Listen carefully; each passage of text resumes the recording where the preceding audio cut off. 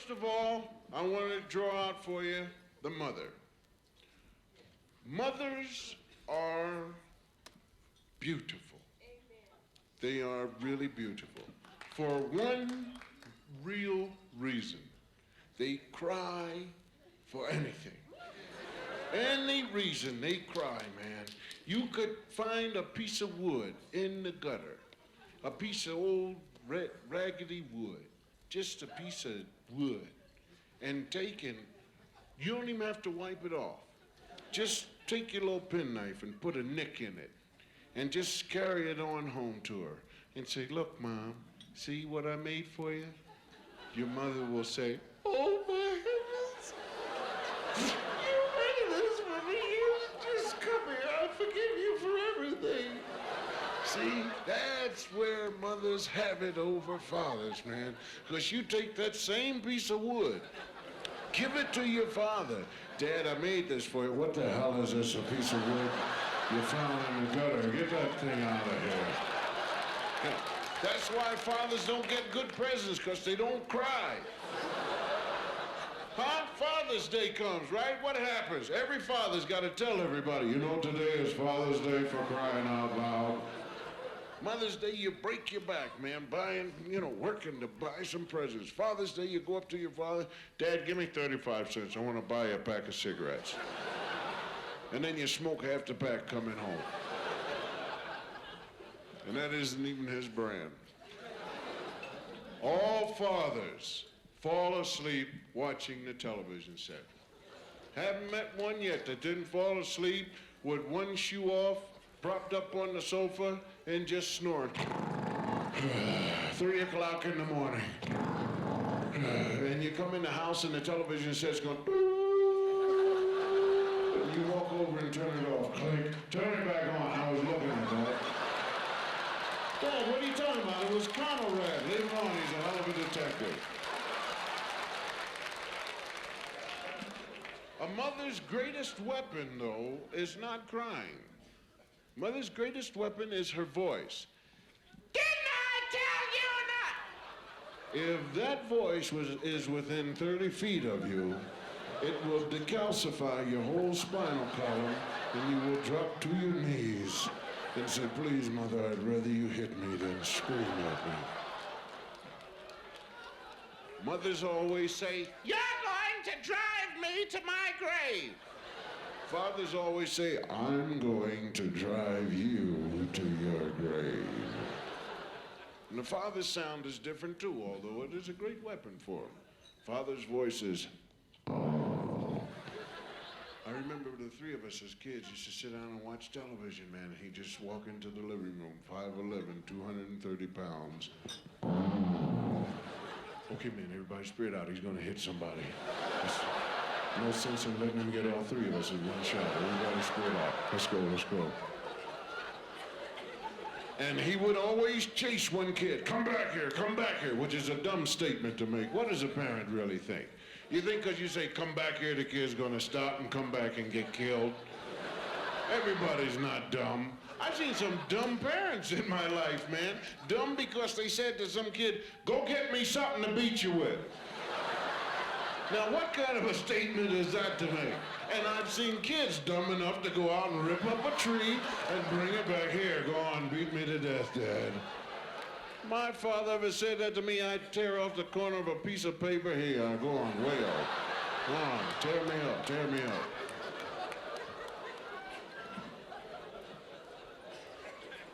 And a parent, the father or mother, is never wrong, man. They don't know your name, some of them. If there's over 3 children, they can't go, boy,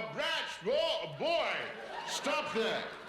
They don't know you and walk up and hit you for nothing. Whack, what's that for? That's because the other time when I didn't catch you when you was doing something. And don't you ever forget it. Parents, really groovy.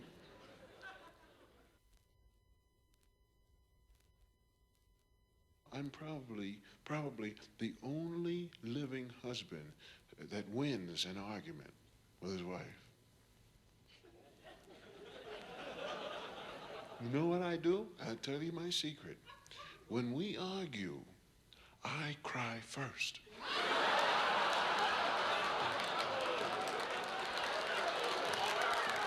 Yeah. And then I beat her to the bathroom. And I lock her out. And she's out there banging on the door. Let me in. I said, no, I was in here first. And then I opened the door and I beat her to the telephone. I called my mother. My wife can't beat me or nothing. On top of that, I leave my underwear in the sink first. She can't beat me in that. She comes up, she says, my hands are dirty, your underwear's in the sink. I said, good. Now you know how I feel.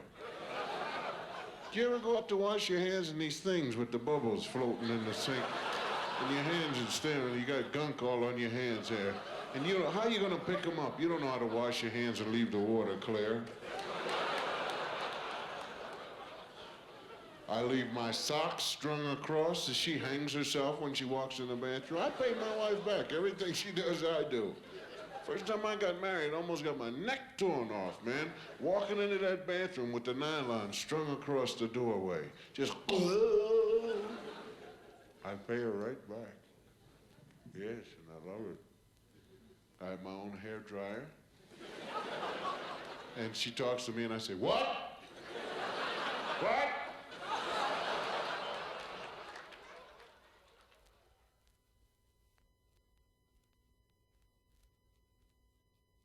Any of you here have grandfather? My grandfather's like 92, and he's getting up there, you know, old.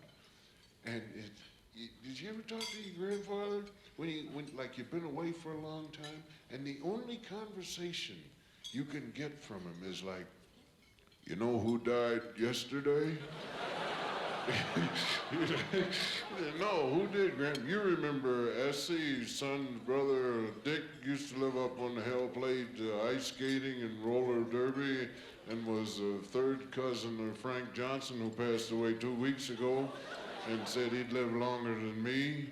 Yeah, all of them, the whole family died yesterday. Guess I won't be around much longer.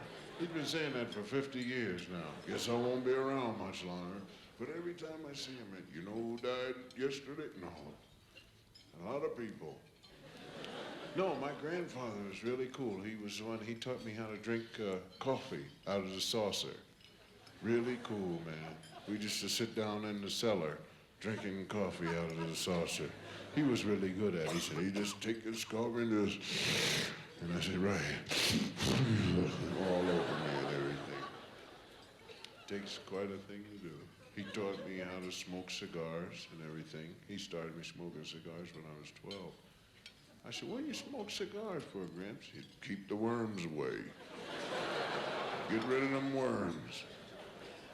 I said, well, I don't have any worms. He said, well, have a cigar then. We would sit down and smoke cigars. I never got so sick. Man, I could feel my eyes turning red. Did you ever get like that?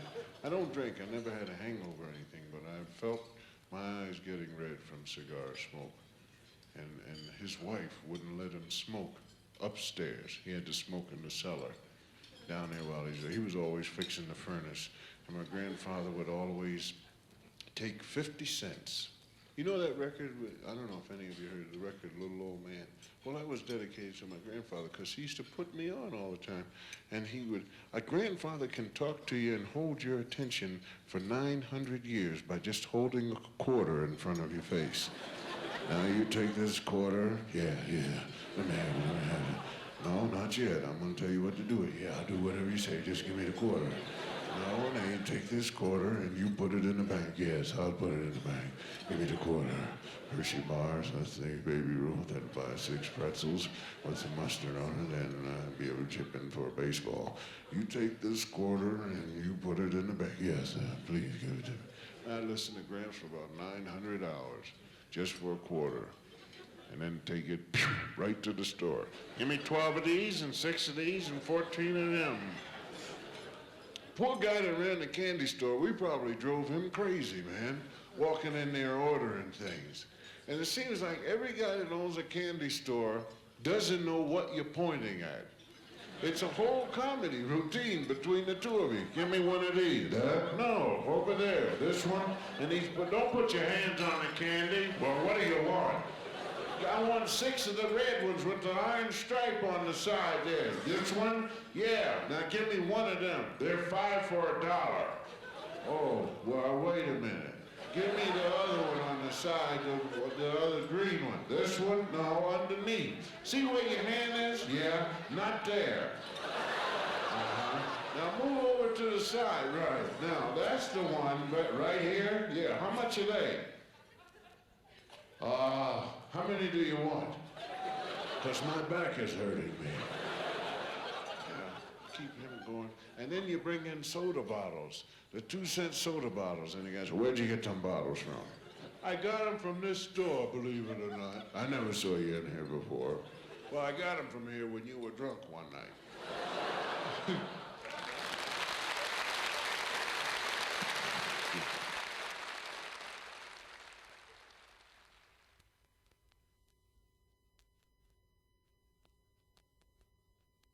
You know what, but dogs are better than cats. Cats are not cool at all. You know, a cat is very independent. He's just sucking in on your food. Now, answer this question. Did a cat ever do anything for you? Huh? Did a cat? No. Cats don't do anything. Huh? They could kill mice any place. He don't have to be in your house. If he's hungry, you watch him. He got a shopping bag. He's going around looking for mice. A cat has never done anything for anybody except sit on your sofa and shed and make you sneeze. Cats, they sit there. No, that's the truth. You watch. I'm telling you, a cat will just sit on your sofa and he's just...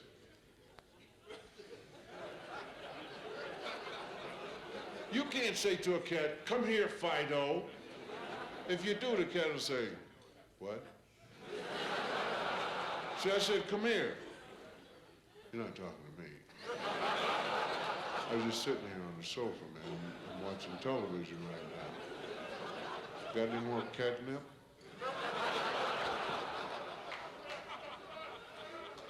You haven't been catching any mice lately? No, man, because I'm full. Can't eat them all up in one day, you know. And besides, some of them haven't bathed yet. Yeah, that's why they call them cats, man. Now, a dog is beautiful, you know. Hey, what can I do for you? You want your slippers? Long slippers. Oh, I'll get the other one. Here's your newspaper. That's not mine. You chewed it all up. Can't help it. I got sharp teeth. You know, dogs always trying, man, but a cat, the only time you ever see a cat, and I gotta be frank with you, is when it's time to eat, and he's rubbing all around your leg, putting that fur all around there so you can start sneezing, your eyes swell up. But cats are really cool. Now, if you want to own a real cat, get yourself a lion. Then you'll respect him, I'll tell you that. And you say, come here. And when he comes, you go. I always wanted to have pets like that. Have a gorilla right in the house, man. Have him sitting around the house. I ain't gonna clothe him. I ain't gonna clothe him. I'll just let him walk around the way he is. But just think, when some guy breaks into your house late at night, what he's gonna be seeing when he starts to go for that safe. First of all, he's gotta laugh a lot. That's all he can do. Because there's no communication between man and gorilla. I mean, you can say to a gorilla all you want, get out of here, you know, but he ain't gonna stand for that as he's ripping your ear off. That's the first thing he wants to do. A gorilla will rip your ear off. He wants to peel you.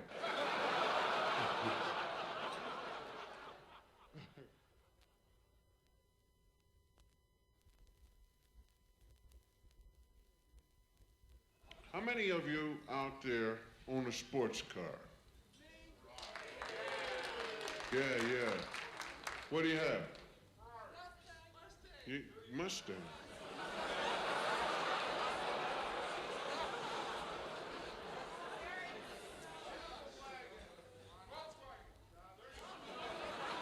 A Volkswagen? Volkswagen is a sports car. I'm sorry then, whatever it is I have is out of line because I thought that Ferrari was a sports car. Volkswagen. How many Volkswagen owners out there? Want to hear how popular you are? Want to hear? Want to hear? Okay. Up with the mics. This is a poll which will be taken to find out exactly how many people like Volkswagen owners. Yeah, you ready for it? Now just hold your votes. All those, and please, I'm going to give it to the Volkswagen people first. All those that like the Volkswagen and the people that drive them, you better come through strong, man, because I'm telling you, you're going to be in trouble. Say aye. I'll give you another chance, man. I'm kind of weak on that one. All those like Volkswagens and Volkswagen owners, say aye. Are you ready for this? Are you ready for the ultimate? All those disliking Volkswagens and their owners say no. You thought you were well liked, didn't you? Really thought you had down with the mics. Just wanted you to get a little idea that there are a couple of people running around here in Volkswagens that are not nice people. I'll give you one example, something I had an experience with. See, I had a Rolls Royce, cost $19,000, and it stopped running. The thing just went brrr, and I'm sitting out there in the middle of the highway, you know. What? I'm getting ready to tell that right now.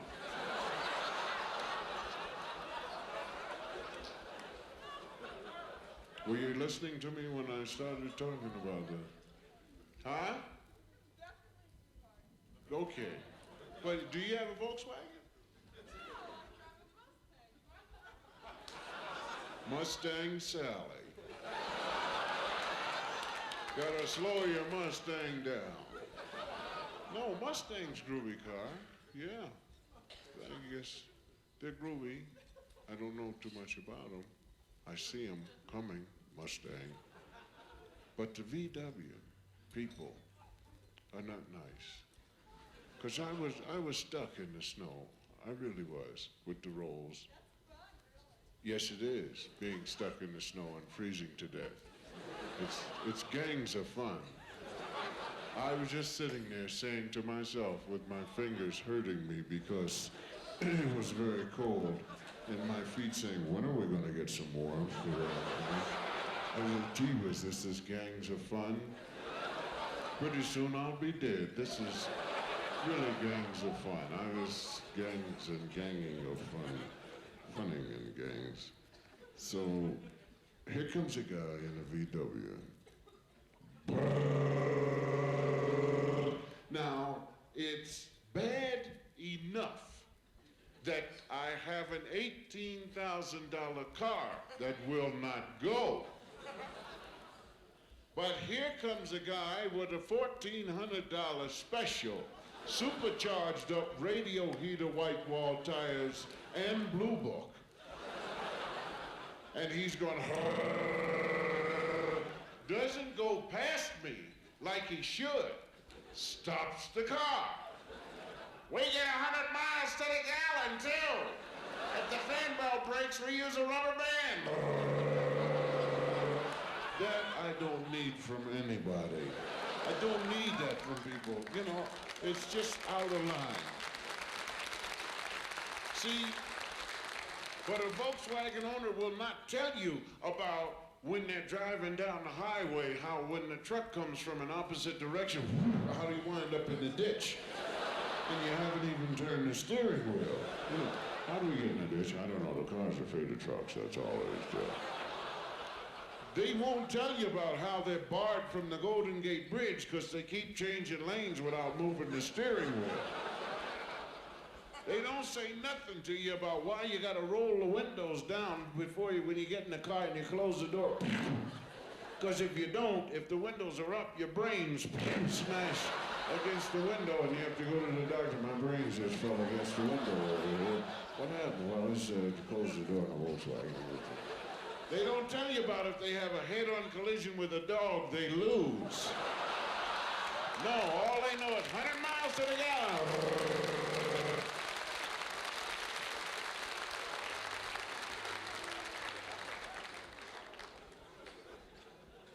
But you are looking at a sports car freak, see?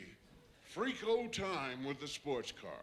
Any kind of car, if it does 180, yeah, give me, I gotta have it. That's me. And I cannot stop myself. I tried to stop myself. I said, stop. And I said, no, give me. And I bought the Ferrari. And another thing is, although I like a car that'll do over 180, I know nothing about them. Won't even read the booklet on the car. Don't even care. All I know is if the car is going, and if it goes, it's broken. You know, and I call up the mechanic. Hello, the car is broken, come and fix it. You know, I don't even know where the gas tank is. I'm serious about that. Pulled right into the gas station one time. Pulled right up. The guy came out, white suit, you know, gas station attendant with his name, Bob, across the chest, you know. Comes over and he says, what do you want? Fill her up. That's what I know. And the guy said, where's the gas tank? I said, I don't know. You're the gas man. Find the gas tank. So now the guy's walking all around the car, man. He's just going around the car, just looking and looking, getting ready to put it in the tires. No, not there, you fool. Well, where's the gas tank? I don't know where it is. What is this, candid camera or something? You got the thing in? No, it's not. Find the gas tank. Okay. Well, what if I just pour it all over the car? Maybe it'll suck in somewhere around there. All right? Now, I have found out through stupidity that there's an instrument in the car which will let you know just how dumb you are. I mean, there's no pity. Windshield wipers. They have no pity on you whatsoever. You hit the wrong button, they'll tell you, dumb guy, dumb guy, dumb guy, dumb guy, dumb guy. And then you can't find the button to turn it off. Dumb guy, dumb guy. Sun's shining, people keep turning on their windshield wipers as you pass them by. Is it raining? I don't know, his was on. Dumb guy, dumb guy, dumb guy.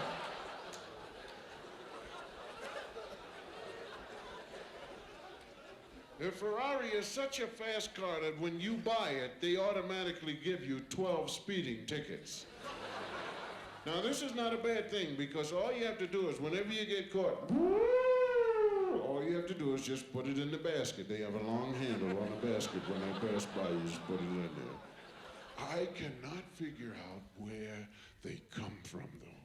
You are looking at a guy that has searched high and low before he will go out speeding anywhere, and they always come up from behind somewhere. I can't figure it out, man. It's driving me crazy. Where they are. I look left, right, forward, back, all the time. I'm looking like that. My head's just spinning around. Blah, blah, blah, blah, blah, blah, blah, blah, blah, blah, blah, blah. And they,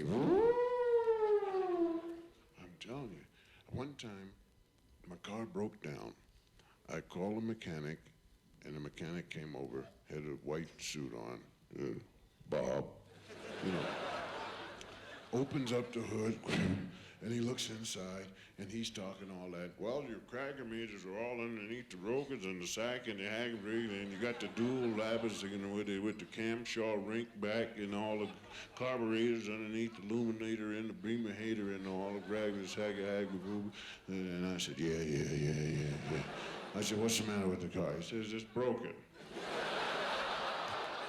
I said, well, what's really wrong with it? He said, no, you just got a lot of gunk in there. That's all. There's a lot of gunk in there. And what you have, see, this is a high-performance car, and you got to burn this thing out. I mean, you just can't leave it sitting there. You can't drive it 35 miles an hour and expect this car to perform properly for you. I mean, you got to drive it, you got to burn it out by doing, put it in second gear and drive like 100 miles an hour. Oh, really? Where am I going to find a place to do 100 miles an hour? Any side street. So I take the car on a side street, and I'm looking all around for the police. And I look all around for the police. I don't see them. And I get in my car, and I say, Christmas time. The closest I figured, they gotta be coming out of my trunk. Guys are hiding out right in the trunk, man. I'm sick. And then the guy says, well, what's the matter? Why were you going so fast? I was burning out the gunk. Right, come on, go to the police station. We're gonna get the gunk out of you. That's a Ferrari. I'm walking around the department store and I bump into Carol Shelby. Boom. So Carol starts chewing me out. What you doing driving them foreign cars? I said, what do you mean? You got them Ferraris and them Maseratis and all them foreign cars. You supposed to be driving an American car. You're an American, ain't you? Yeah. Well, drive an American car. I said, well, in the first place, an American car only does 160. That's all there is to it. Ferrari goes 180. I need a car that does 180 or better to get to work. Because I live 2 miles, from work. And so I can say to my wife, goodbye, dear, and I'm at work, see? And so he's, well, I'm gonna tell you something right now. The Cobra people, my people, will build a car for you, and I don't want to see you in another Ferrari as long as you live. You understand that? I said, yeah. I said, how fast is it gonna go? It'll do over 200 miles an hour. You're kidding? No, sir, Bob. It'll do over 200 miles an hour because I'm having one built for me, and it's gonna have automatic shift. You won't have to worry about no clutch. It's 900 horsepower, 427 cubic inches, and it'll have dual everything. I said, okay, man, make that car for me. I'm telling you right now, it's gonna have dual superchargers, gonna have dual horsepower, gonna have dual engines in it, gonna have dual wheels, dual steering wheels, dual glove compartment, everything. Damn it, gonna be dual. And you and I will just drive down the highway doing over 200 miles an hour and loving it. I said, okay. Now, I'm like a kid, Christmas Eve, waiting for this car. I've got to have this car. Because, to me, it means a lot. It means that I can put down a lot of people. The kids with them Chevys and the big wheels that go all the way around about the size of the airplane wheels. And the kids always driving downhill and everything. And they'll leave me alone now. Hey, you want to drag? No, sir, get away from here. I'll drive by Steve McQueen's house and put him down. Hey, Steve, you don't have this one. Yeah, I love that, man. It's gonna be my car, over 200 miles an hour. I just see myself, over 200, over 200, over 200. One night, the doorbell rang.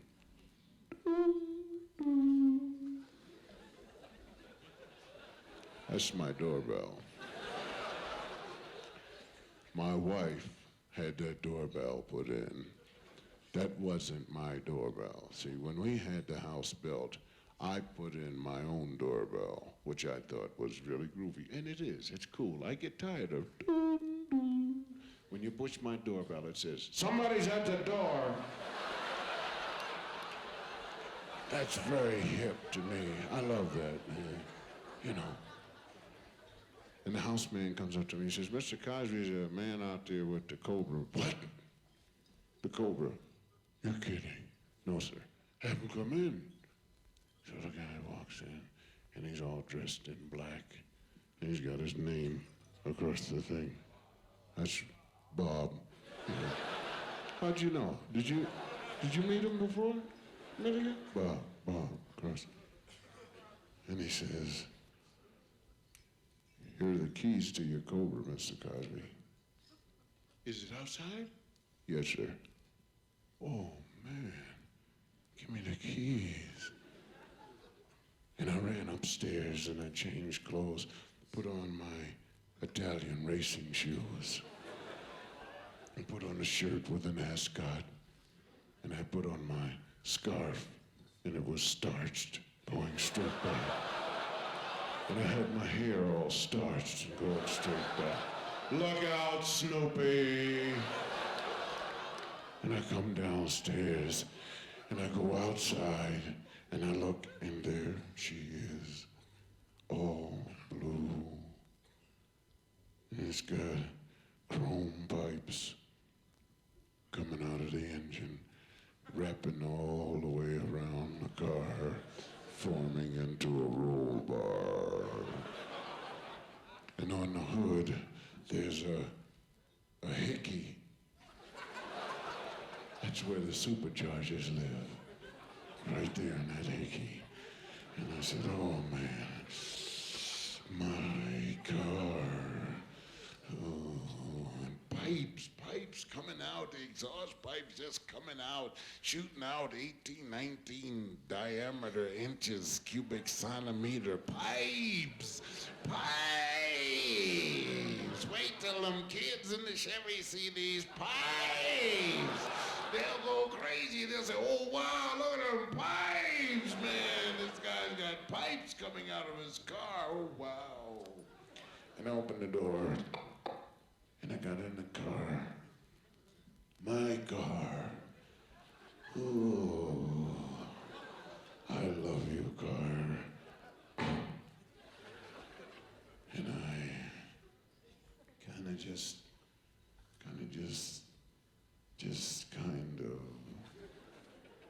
oozed into the seat. My car. And I wrapped both hands around the steering wheel, and I just kind of sat there and went.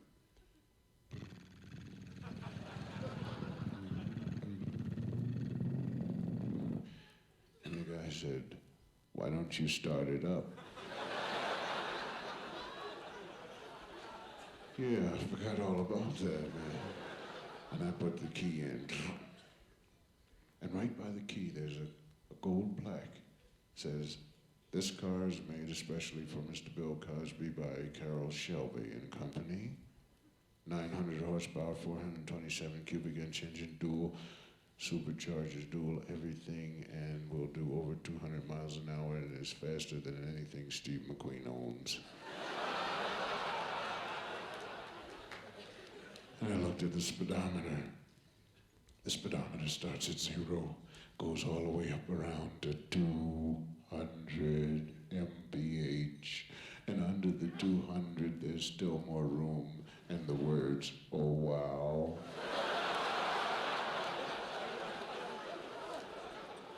Oh, and there's a fire extinguisher. Now this is really groovy, man. A fire extinguisher. Now, can you tell me how many cars have a fire extinguisher so that they're driving down the street, man, you see a house in fire, you know, and you just jump right out of it. And they said, my goodness, thank you so much. I loved it. And my scarf was just sitting there, straight back, flying in the wind. And I put it in neutral and smiled at the guy. 900 horsepower, oh boy. And I started it up.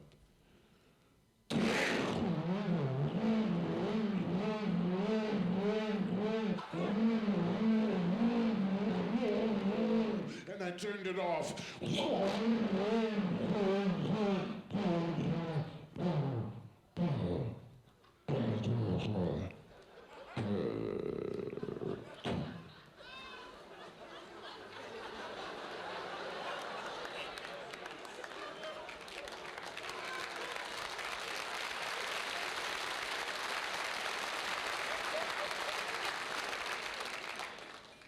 My scarf was limp. My hair was straight up on my head. My Italian racing shoes had turned into sneakers. The fire extinguisher emptied itself all over me. Ladies and gentlemen, I was idling. I was idling. The car had not moved. I had not put my foot on the gas pedal, and it was killing people.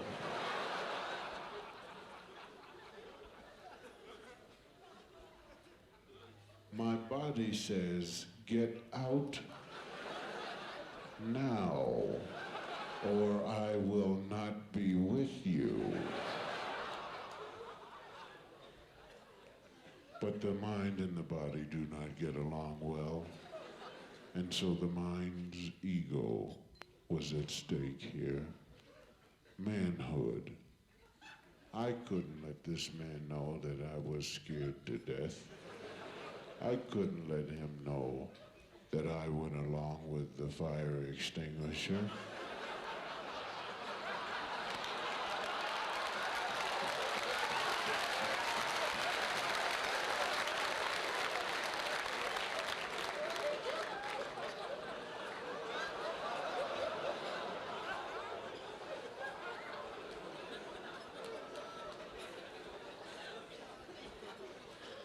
And the man in black said, why don't you take it around the block for a spin? Didn't I?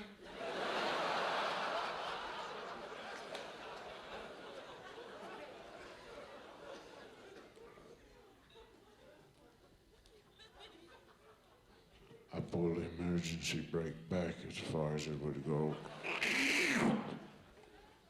Put my foot on the brake as far as it would go. I checked to see if it was in neutral. I fastened my safety belt. The first time in my life I've ever fastened a safety belt. Now I know why they make safety belts. They're not concerned with my safety. The ambulance driver is too lazy to look for the body.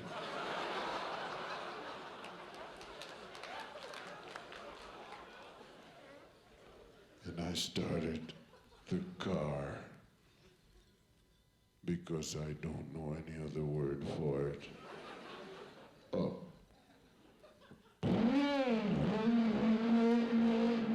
I put it in drive, emergency brake on, foot brake on. Went around my own tree 3 times. Turned it off. Was still going around the tree.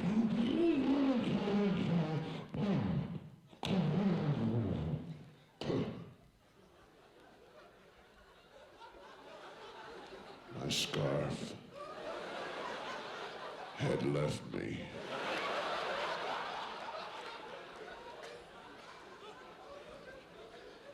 My shoes were run over. Surely goodness and mercy will follow me, because I'm getting the hell out of this car. And I opened the door, and I took the keys out, and I walked around the car at a distance of about 12 feet. And I went over to the man dressed in black, and I said, take the keys and this car. It's all paid for, and you give it to George Wallace.